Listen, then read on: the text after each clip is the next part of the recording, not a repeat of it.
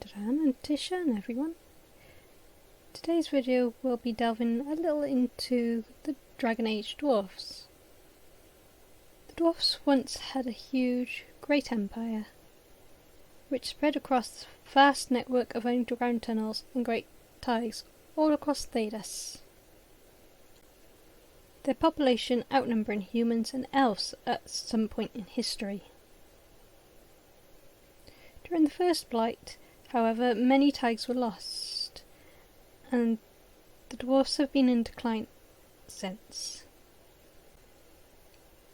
So because of how close they live to the Darkspawn and their taint, the dwarfs struggle with infertility as well as the loss of life during skirmishes with the Darkspawn.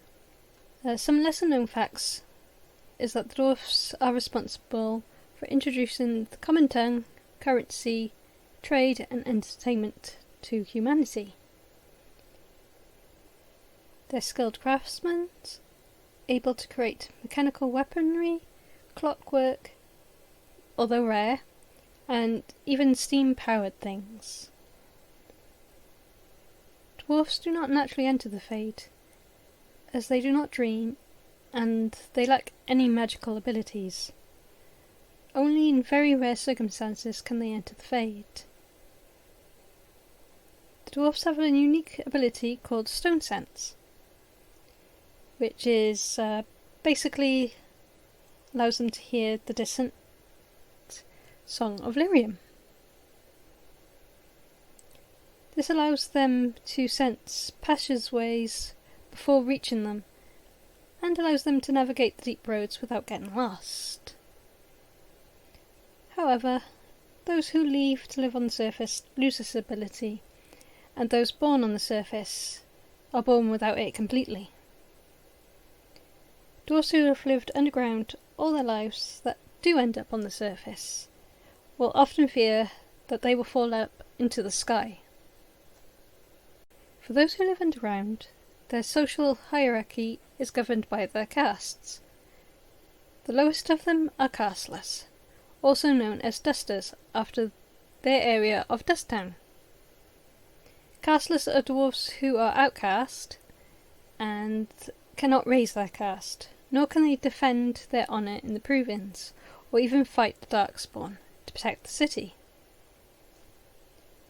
Above them are the servants, the artisans, miners, smiths, merchants, warriors, and of course the nobles.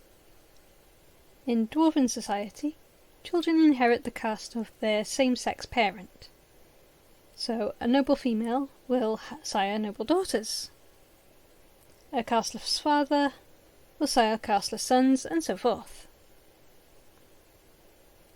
Although the dwarfs have a monarchy system, the next ruler is not inherently going to be the child of that ruler. Unlike other cultures in Thedas, the dwarfs do not worship gods. Instead, they promote personal excellence and the stone. They respect, fear, and cherish the stone that gives them safety, homes, and provides for them with her bounty. Otherwise, the dwarfs worship their ancestors, and those who become paragons are revered during their lives as living ancestors. So sexuality and gender in dwarven culture is on the conservative side of the spectrum. This is mostly due to the low birth rate and the nobles being encouraged to pair up with others of the same caste. Dwarves do not tend to pair up with other races, mostly because of how isolated they are from the surface. So females have little control over their sexuality, as their most important asset, regardless of any caste, is the ability to bear children. They are expected to guard their virtue, while men are encouraged to be more promiscuous. This way they can sire as many children as possible. So casteless females understand their value in Ozma, which is solely inbreeding amongst those with caste. This gives them agency, especially as noble hunters. those who seek sexual attention of noble males in order to advance themselves. Though their ranks do not improve, should they, sire a male child, that child will share the father's caste. Casteless men, however, have a harder time, as most of the women of higher castes are either not interested in them, or are not in the position to make that choice for themselves, because obviously most nobles want to pair up their daughters with other nobles. So some fun facts. Dwarfs speak with varying American accents. There has been no dwarven romance available to a player. So if you want to romance a dwarf, unfortunately, you are going to have to go without. The architecture is inspired by Aztec and Maya civilizations. And in Dragon Age 2, female dwarves were noticeably absent. And that is all I have to share about the dwarfs, at least for this video.